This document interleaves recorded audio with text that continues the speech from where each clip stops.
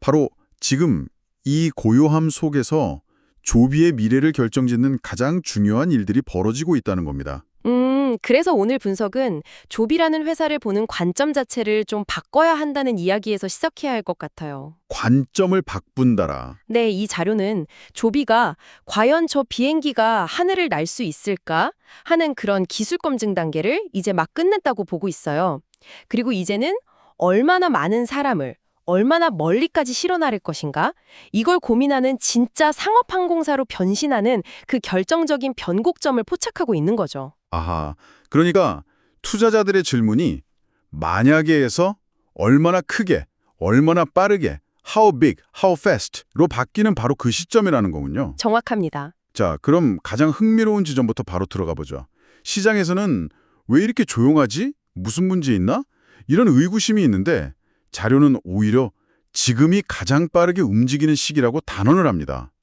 이 역설적인 상황, 대체 어떻게 이해해야 할까요?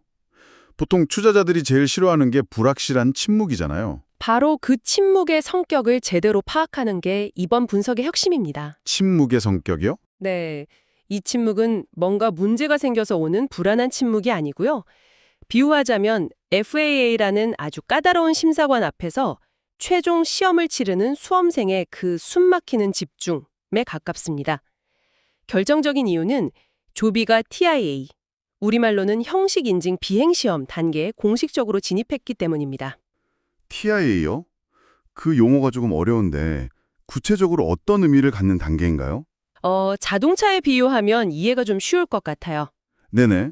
지금까지는 조비가 자신들만의 테스트 트랙에서 수없이 주행 시험을 한 거예요. 우리 차 성능 좋아요 하고요. 하지만 이 TIA는요. 정부 공인시험관을 조수석에 딱 태우고 실제 도로에 나가서 치르는 첫 공식 주행 면허 시험 같은 겁니다. 아, 실전이군요, 이제. 네, 완전한 실전이죠. 이 순간부터 기록되는 모든 비행 데이터, 모든 절차가 최종 상업운항 면허 발급을 위한 공식 기록이 되는 거예요. 그러니 정말 민감하겠네요. 그럼요. 말 한마디, 데이터 하나가 경쟁사에게는 시험 족보를 넘겨주는 셈이 될 수 있고 규제 당국에게는 불필요한 오해를 줄 수도 있는 그런 식입니다. 그래서 의도적으로 외부의 소음을 차단하는 관리된 침묵을 선택한 겁니다. 이건 어떻게 보면 굉장한 자신감의 표현이기도 하고요. 바로 N547JX라는 FAA 공식 등록 기체 번호입니다. N547JX. 이 번호가 왜 중요하냐면 이전까지 조비가 등록했던 모든 기체에는 R&D, 즉 연구개발용이라는 꼬리표가 붙어 있었어요. 하지만 이 기체에는 그 꼬리표가 없습니다. 아, 상업 운항 인증을 받기 위한 말 그대로 실전용 기체가 생산 라인에서 나왔다는 뜻입니다. 더 이상 서류나 시뮬레이션이 아닌 실제 인증 절차를 밟을 물리적인 항공기가 존재한다는 가장 강력한 증거죠. 서류가 아닌 실제 항공기로 증명하고 있다는 점, 이게 아주 인상적이네요.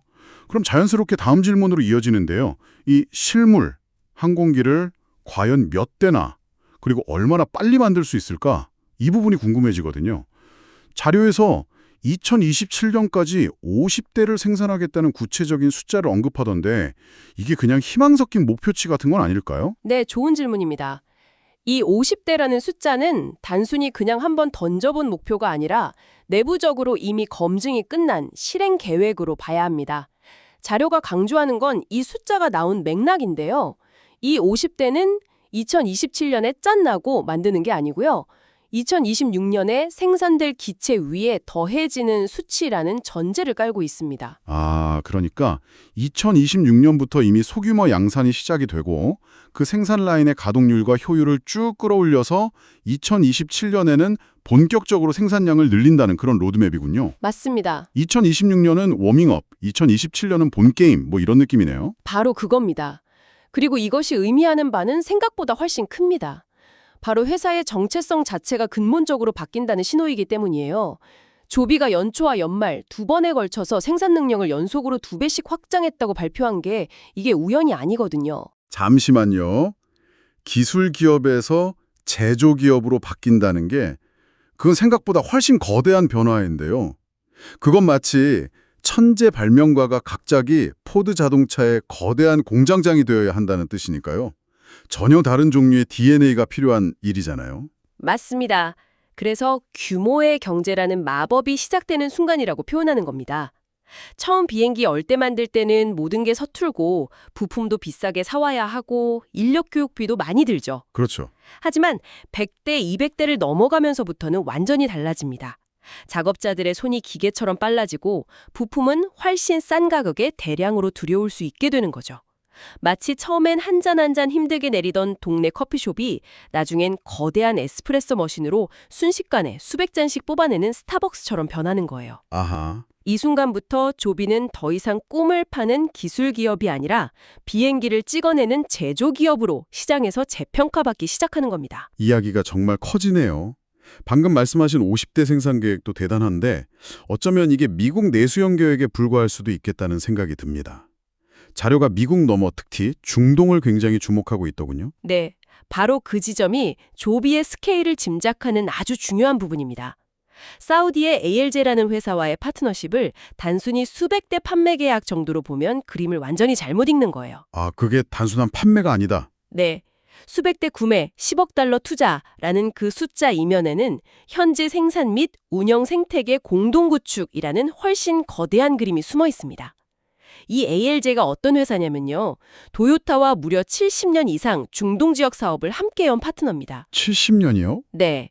이들이 단순히 비행기 몇 대 사서 택시처럼 운영하려는 게 아니라는 거죠. 도요타와의 연결고리가 핵심이군요. 도요타가 전 세계 곳곳에 현지 공장을 세워서 시장을 장악했던 그 글로벌 생산 전략을 떠올려 보면 조비도 비슷한 길을 갈 수 있다는 강력한 암시네요. 그렇습니다. 그래서 분석가들이 조비의 다음 생산기지 후보로 미국 내가 아닌 중동, 특히 사우디나 UAE를 아주 유력하게 꼽는 겁니다. 왜 하필 중동인가요? 막대한 오일머니도 있고요. 정부의 전폭적인 지원, 그리고 새로운 산업에 대한 유연한 규제까지 모든 조건을 다 갖추고 있죠. 특히 사우디는 비전 2030이라는 국가 차원의 산업 전환 정책을 펴고 있어서 공장을 지으면 보조금이나 세제 혜택도 엄청날 겁니다. 그렇다면 2027년 50대 생산 계획은 미국의 마리나, 데이턴 공장을 기준으로 한 최소치일 가능성이 높고 만약 중동 공장까지 가동된다면 생산량 그래프는 완전히 다른 각도로 치솟을 수 있다는 이야기군요. 맞습니다. 그래서 다음 공장 발표는 미국 밖에서 나올 것이라는 분석이 나오는 거고요. 와, 처음부터 글로벌 시장을 겨냥한 지역 분산 생산을 염두에 두고 있었다고 보는 게 아주 합리적인 추론입니다. 도요타의 플레이북을 그대로 따라가고 있는 셈이죠. 지금까지 계속 하늘을 나는 항공기 얘기만 했는데 이 자료에서 제가 가장 의외였던 문장은 진짜 전쟁터는 하늘이 아니라 땅이다 라는 구절이었습니다. 아니 비행기 회사의 핵심이 비행기가 아니라니요? 이게 무슨 뜻이죠? 하하, 그게 좀 역설적이죠. eVTOL 산업의 수익성은 사실 항공기가 얼마나 빨리 나는가 보다 얼마나 빨리 승객을 태우고 내려서 다음 비행에 투입하느냐, 즉 항공기 회전율에 달려 있거든요. 회전율이요? 네, 공항을 생각해 보시면 바로 이해가 됩니다. 비행 시간은 1시간인데 공항에 미리 가서 체크인하고 짐 붙이고 보안 검색 통과하는데 2시간이 걸리잖아요. 아, 그렇죠. 배보다 배꼽이 더 크죠. 바로 그겁니다. 이착륙장에서 승객을 처리하고 수화물을 관리하고 보안을 확인하는 이 지상에서의 과정이 전체 서비스의 효율을 결정하는 가장 큰 병목 지점이라는 의미입니다. 아, 그래서 메트로폴리스와의 파트너십이 등장하는 거군요. 저도 이 회사는 주차장 네트워크를 가진 회사라고만 알고 있었는데 이 회사가 어떻게 그 병목을 해결한다는 거죠? 메트로폴리스는 미국 전역에 4,200개의 주차장을 운영하는 회사입니다. 조비는 이 중에서 교통 요지에 있는 25곳을 버티포트, 즉 수직 이착륙장으로 바꿀 계획을 갖고 있어요. 여기서 핵심은 신규 건설이 아니라 기존 시설을 활용하는 리트로핏 전략이라는 점입니다. 와, 그건 정말 영리한데요? 버티포트를 짓는다고 해서 무슨 거대한 공항터미널을 새로 짓는 걸 상상했는데 그게 아니라 우리가 매일 지나치는 도심 주차장 꼭대기를 활용한다는 거잖아요. 문제 자체를 완전히 다른 각도에서 풀어버렸네요. 네, 시간, 비용, 규제라는 세 가지 가장 큰 장애물을 한 번에 뛰어넘는 정말 기가 막힌 묘수입니다. 도심의 땅을 사서 버티포트를 새로 지으려면 막대한 자본과 시간이 들죠. 또 도시계획이나 건축 허가 같은 까다로운 규제를 다 통과해야 합니다. 그렇죠. 하지만 기존 주차장 옥상을 활용하면 이 모든 과정을 거의 생략할 수 있습니다. 이미 교통의 요지에 자리 잡고 있고요. 메트로폴리스는 조비에게 그야말로 숨겨진 인프라 자산과 같습니다. 조비가 항공기 개발과 생산이라는 가장 중요한 본질에만 집중하고 인프라 구축이라는 부수적인 문제에 돈과 시간을 낭비하지 않도록 해주는 최고의 파트너인 셈이죠. 잠깐만요. 근데 이 지점은 좀 의아합니다. 지금까지의 이야기를 종합해보면 조비는 핵심 기술 빼고는 다 외부 파트너에게 맡기는 전략이잖아요. 보통 최고의 기업들은 애플처럼 소프트웨어부터 하드웨어까지 모든 걸 직접 다 하려고 하지 않나요? 이거 좋게 말하면 효율적이지만 나쁘게 보면 핵심 역량이 부족하다고 볼 수도 있지 않을까요? 바로 그 지점이 조비 전략의 가장 무서운 부분입니다. 무섭다고요? 네.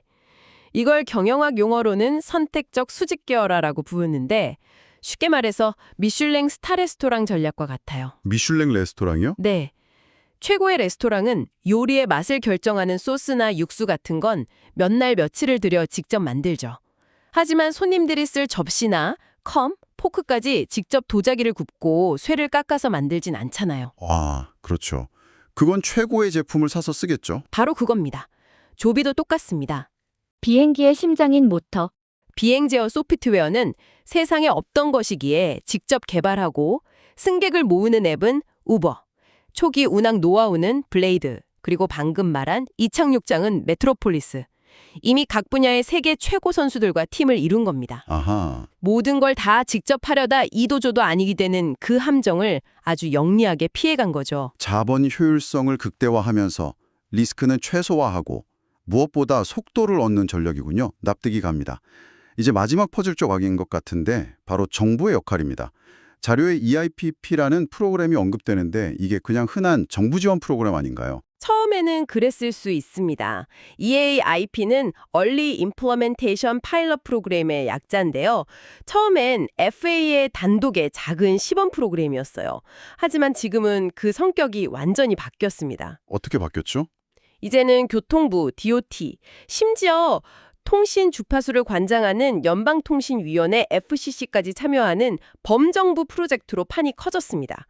다루는 범위도 조비 같은 유인 항공기뿐만 아니라 무인 드론, 화물 운송, 그리고 이들을 연결하는 통신망까지 미래 항공 모빌리티, 즉 AAM 산업 전체를 포괄합니다. 와, 이건 단순히 FAA가 항공기 인증을 좀 도와주는 차원을 넘어서는 거네요. 미국 정부 전체가 이 산업을 국가 기관 산업으로 키우기 위해 발벗고 나섰다. 이런 신호로 해석할 수 있겠군요. 네, 바로 그겁니다. 미국 정부가 과거에 인터넷이나 GPS 기술을 군사용으로 개발해서 민간에 이전하면서 전 세계 표준을 장악했던 역사가 있잖아요. 네, 있죠. AAM 산업을 바로 그 반열에 올려놓고 글로벌 표준을 미국이 주도하겠다는 아주 강력한 의지를 보여주는 겁니다. 이건 투자자 입장에서 보면 규제나 정책이 어떻게 바뀔지 모른다는 그 불확실성이 거의 사라지는 엄청나게 긍정적인 소식이죠. 정부가 이 산업의 성공을 위해 구조적으로 판을 깔아주기 시작했다는 의미니까요. 오늘 우리는 조비 에이비에이션이라는 한 기업을 통해 겉으로 보이는 고요함, 이면에 인증, 양산, 글로벌 인프라, 그리고 정부 정책이라는 4개의 거대한 톱니바퀴가 어떻게 맞물려 돌아가고 있는지를 확인했습니다. 하나의 기술 스타트업이 항공 제조사를 거쳐 글로벌 모빌리티 플랫폼으로 진화하는 그 거대한 전환의 순간을 목격한 셈이네요. 그렇습니다. 그래서 이 분석 리포트의 최종 결론은 아주 명확합니다. 이제 조비를 향한 질문은 과연 성공할 수 있을까가 아니라 이 회사는 어디까지 얼마나 빠르게 거대해질 수 있는가로 바뀌었다는 것입니다. 어쩌면 우리는 지금 새로운 교통혁명이 폭발하기 직전에 그 고요함을 경험하고 있는지도 모릅니다. 오늘 분석은 여기까지입니다.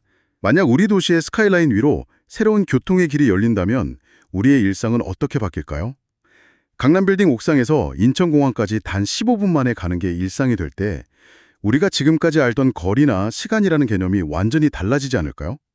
아, 저기까지 가려면 1시간은 잡아야지 하던 생각이 금방 다녀오면 되겠네로 바뀌는 세상, 한번 상상해 볼 만하지 않나요?